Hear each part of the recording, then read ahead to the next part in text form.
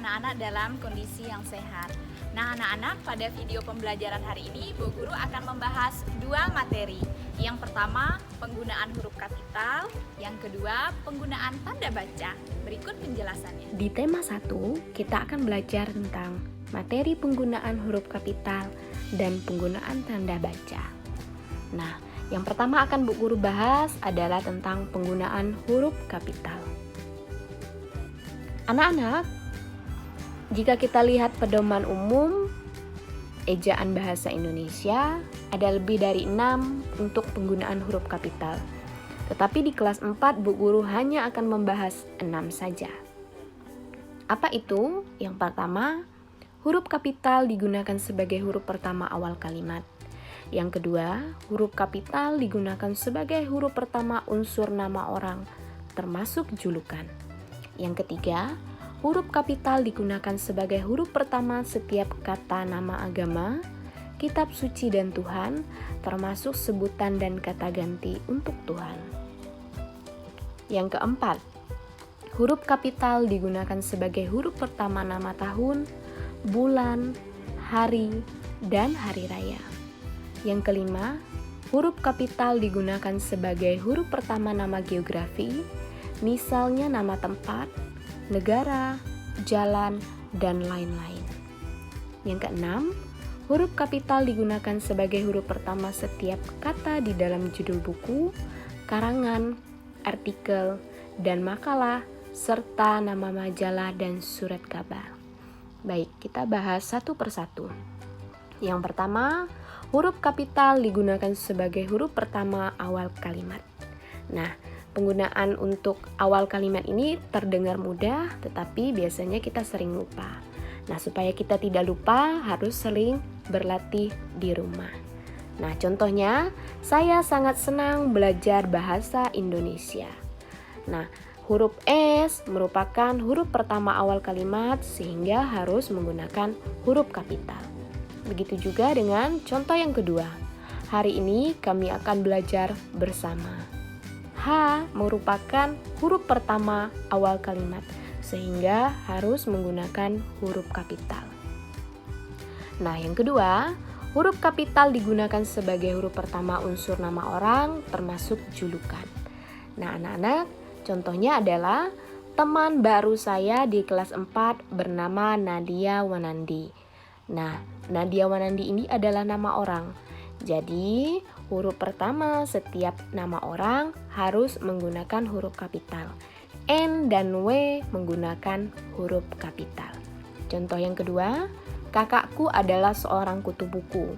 Kutu buku ini adalah julukan untuk orang yang gemar membaca. Nah, untuk julukan pun harus menggunakan huruf kapital. K dan B, kutu buku.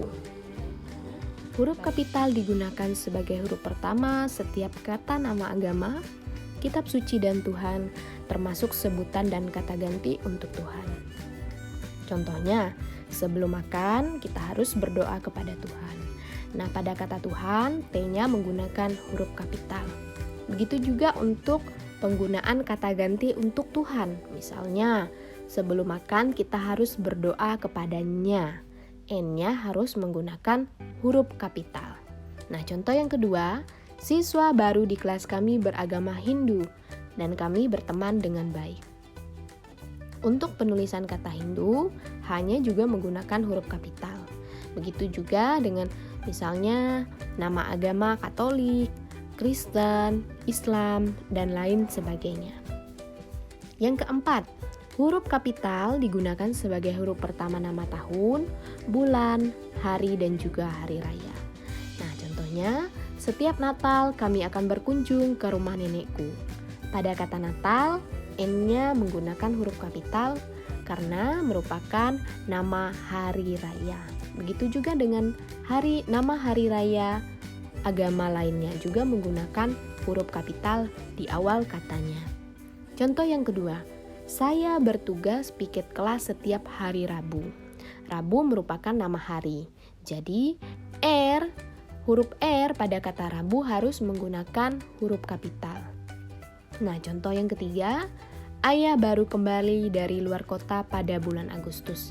Agustus merupakan nama bulan, jadi A-nya harus menggunakan huruf kapital. Yang kelima, huruf kapital digunakan sebagai huruf pertama nama geografi, misalnya nama tempat, negara, jalan, dan lain-lain. Contohnya, Ibu baru saja pulang dari Jakarta. Nah, pada kata Jakarta, J-nya harus menggunakan huruf kapital karena merupakan nama suatu kota. Nah, contoh yang kedua, alamat rumah saya di Jalan Ahmad Yani. Nah, pada penulisan Jalan Ahmad Yani, setiap huruf di awal katanya menggunakan huruf kapital. Contoh yang ketiga, kami berlibur ke Pasir Panjang Singkawang. Nah, pada kata Pasir Panjang Singkawang, setiap katanya juga menggunakan huruf kapital karena merupakan nama tempat. Yang keenam, huruf kapital sebagai huruf pertama setiap kata di dalam judul buku, karangan, artikel, dan makalah, serta nama majalah dan surat kabar. Baik, contohnya, Ayah membaca koran Tribun Pontianak setiap pagi. Nah, setiap judul buku atau nama majalah atau surat kabar harus menggunakan huruf kapital di awal katanya. Seperti Tribun Pontianak. Perhatikan, untuk penulisan judul buku, judul majalah atau surat kabar yang kita tulis di dalam kalimat kita, kalau tidak dimiringkan perlu digaris bawahi, ya. Nah, contoh yang kedua, Andri membaca cerita legenda Batu Menangis. Legenda Batu Menangis ini merupakan judul sebuah cerita. Jadi, harus ditulis menggunakan huruf besar pada setiap katanya, kemudian dimiringkan atau digaris bawahi. Baik, materi yang kedua yakni penggunaan tanda baca. Nah, di sini Bu Guru akan bahas hanya 3 tanda baca saja. Apa saja itu? Yang pertama, tanda titik, tanda koma, dan tanda seru. Yang pertama, tanda titik. Tanda titik digunakan pada akhir kalimat pernyataan. Contoh, ia berjanji untuk belajar dengan lebih giat. Jadi, untuk mengakhiri kalimat ini menggunakan tanda titik. Nah, maksud dari kalimat pernyataan adalah kalimat yang bukan kalimat tanya, atau kalimat perintah, atau kalimat lainnya. Contoh yang kedua, hari ini kami belajar tentang pentingnya menjaga kebersihan lingkungan. Baik, penggunaan tanda titik yang kedua adalah untuk memisahkan jam, menit, dan detik yang menunjukkan waktu atau jangka waktu. Contoh, sekolah kami masuk pukul 6.30. Nah, untuk menuliskan pukul 6.30 itu dipisahkan menggunakan tanda titik. Yang ketiga, tanda titik digunakan untuk memisahkan bilangan ribuan atau kelipatannya yang menunjukkan jumlah. Contohnya, Indonesia memiliki lebih dari 13.000 pulau. Nah, untuk menuliskan 13.000, kita menggunakan tanda titik 13.000 atau yang biasa kita sebut 13.000. Kemudian penggunaan tanda koma. Tanda koma digunakan di antara unsur-unsur dalam suatu perincian atau pembilangan. Contoh, ibu ke pasar membeli buah jeruk, apel, dan pisang. Jadi, di dalam kalimat ini, perincian untuk merinci apa yang dibeli ibu, buah yang dibeli ibu, itu menggunakan tanda koma. Nah, ibu membeli buah jeruk, koma, apel, dan pisang. Contoh yang ketiga, tanda koma digunakan sebelum kata penghubung seperti tetapi, melainkan, dan sedangkan dalam kalimat menyambung setara. Contohnya, saya ingin membeli sepeda, tetapi uang tabungan saya belum cukup. Nah, sebelum kata tetapi itu ada komanya. Begitu juga dengan kalimat lain. Misalnya kita ingin buat kalimat yang menggunakan kata melainkan. Berarti sebelum kata melainkan dan sedangkan itu harus ditambahkan tanda koma. Nah, kemudian tanda koma digunakan di antara nama tempat atau hari dan tanggal yang ditulis berurutan. Contoh, Ani lahir di Pontianak 25 September 2005. Nah, untuk penulisan Pontianak harus diberikan tanda koma. Setelah itu baru kita tulis tanggal, nama bulan, dan juga tahun. Baik, yang terakhir penggunaan tanda seru. Nah, tanda seru biasanya digunakan untuk mengakhiri kalimat perintah. Contoh, bersihkan kamar itu sekarang juga. Nah, untuk mengakhiri kalimat perintah ini perlu menggunakan tanda seru.